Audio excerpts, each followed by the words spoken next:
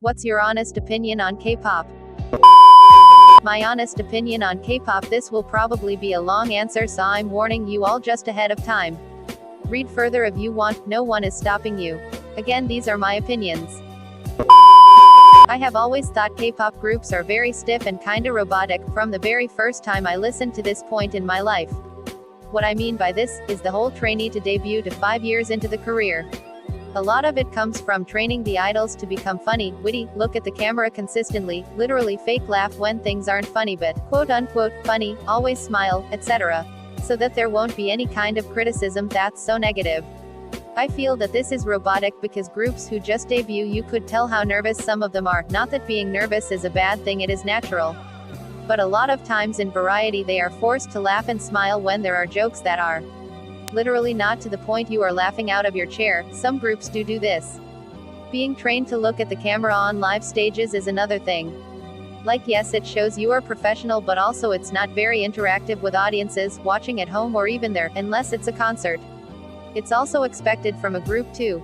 Groups or idols who have been in the industry a little longer get kinda looser on camera. On an episode of Roommate, a reality show, Nana, who is a member of After School, mentioned that there are so many times when she doesn't feel like smiling or laughing in front of a camera all the time, that she just wants to appear in camera sometimes is how she feels at the moment. So many companies will only want to show the bright side of these groups on camera, never really their serious moments. To be trained to always look happy, look at the camera, always have a bright witty personality, is just very robotic to me. Some groups do truly look like they are having a great time, but at the end of the day I feel that it's exhausting to keep this persona. I feel like fandoms aren't that great of a thing to have in a group. The first time I started listening to K-pop was when I noticed fandoms a lot more. I feel that fandoms just create more of a way to separate themselves from others even though you can both like the music. It's the same with American artists, not just K-pop, although they don't put a lot of emphasis on fandoms in America. But really groups, artists with fandoms are really always prone to fandom wars just to always see who has a better fandom or who is a better artist. In America, artists that have fandoms have the most fan wars, like Beyoncé's Beehives, Ariana Grande's Arianators, etc. I feel like it just makes people feel the need to be part of something. Like I am a VIP, and part of several other fandoms, but sometimes I just want to just a fan of the group without being in no fandom. Yet I want to socialize with other fans, which is why I'm still in the fandom. It just feels like being part of an organization or some guild in video games under a group, solo artist where they have admins, organizers, etc. And sometimes these fandoms ask for money to do an event or donate, not that it's a bad thing, but still. There is nothing wrong with not going global. Twice is mainly successful in South Korea, and to me if that's what JYP wants is for them to maintain success there, then it's nothing wrong with that. Although they could have world tours for international fans, but to collaborate or try to enter the Western market is not the end of the world for them if they don't do so. They are very successful without these collaborations in Western markets. Same with other groups who are mainly popular in South Korea. If K-pop idols want to push themselves out there, then they could try doing things like Tiffany from SNSD, not that this is the only and best way, it's just an example. Although it's harder to promote as a group, but if it's something an idol really wants, then they can definitely try. Also, a lot of collaborations depend on the other party. There are probably lots of Western artists who want to collab with many different K-pop idols that is being talked about in closed doors. But a lot of times both parties are just extremely busy to do so, especially if they are from two different countries. Lots of K-pop companies may just not have that desire or picture for them to promote outside of Asia at the moment, and if the majority of the group is okay with that, then it's okay with what those groups are doing right now. Sometimes groups have too many comebacks, activities, and promotions in one year and idols are just overworked due to it. Let's take BTS promoting in 2016 for example. That year really was the year for BTS as they started to emerge into the Western market. However, that year and 2017 were just piled with comebacks. Promoting in the Western market, world tour, etc.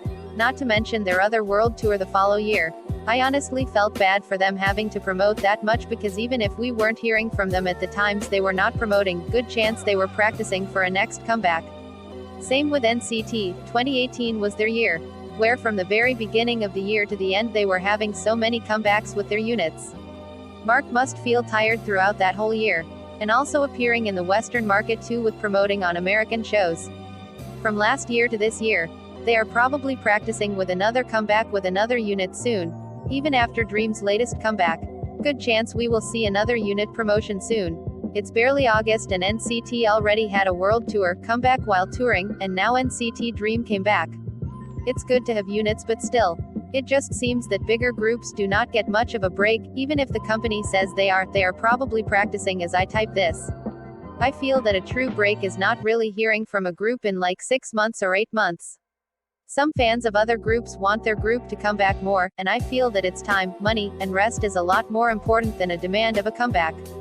Although FX should be making a comeback soon, SM has hid them quite a while.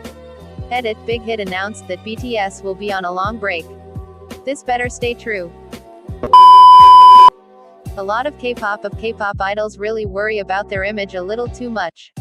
I am not talking about their insecurities, but how they feel about other things. A lot of times fans and fandoms can be in the wrong, and really can be out of control and out of hand. Some things that fans say and do are just unacceptable. Yet no one who is within that fandom steps out and tells their fellow fans that is something wrong. K-pop idols themselves barely, and I mean barely, even talk back to their fans. Even if what they are reading and seeing things that hurts them too. Since they and their company are worried about fans leaving, and honestly that is not even the worry here. It's really idols and companies are just gonna let their own fandoms get out of hand and wait until the problem dies down. People get physically and mentally hurt in their fandoms sometimes, and idols and companies should be responsible for keeping them in good balance. Fan behavior can get so out of hand. I've seen videos where fans get trampled by their own fandom. In the airport, Sasaeng's doing what they always do, extreme death threats, like the and that fan, who threatened to shoot at a concert, and more. Yet them or their company just doesn't even say or do a single thing but the bare minimum of probably suing for malicious comments, or just call out Sasaeng's and tell them to stop. It's not aggressive enough to stop these actions from going on, honestly. Not that this will help, but it can reduce the actions of others, where they will see that if their idol calls them out they will be put on the spot for their wrongdoing. K-pop dances don't have to be complex all the time. Boa pointed out how their company is always having them do flashy, complex, sweaty choreography. And she mentioned that it doesn't always need to be this way, and I completely agree. Not every single song a K-pop group doesn't need to have this hard choreography. Sometimes it's fun just to leisurely dance along to songs because it's easy. It's easy to do flash mobs too, and easy to learn for those who want to learn choreographies of K-pop songs and are beginners. Harder choreographies are also nice to admire and think it's cool, but it's also exhausting if every or the majority of songs in the discography are like this. Although it's nice to learn too. But I see so many just talking about girl group choreographies and saying it's too easy or too simple. While boy groups almost always have to have the hard choreographies, or choreographies that are made by Rihata, big Japanese choreographer, and other big choreographers. K-pop companies most likely have the dating ban due to the history of having obsessive fans. They do this to protect the image and mentality of the idol when they first debut, so that they won't have any problems with fans regarding relationships in a group. J-pop is this way too, although a lot of times that ban doesn't get lifted until they leave the whole group. Fans who don't understand that idols should date can complain all they want, but this is like this to protect them the best they can. It's on the fans' side to really try and understand that idols can be in loving relationships too. I probably have more to say, but I gotta do my job and analyze my data. We'll add more later if I think of an opinion.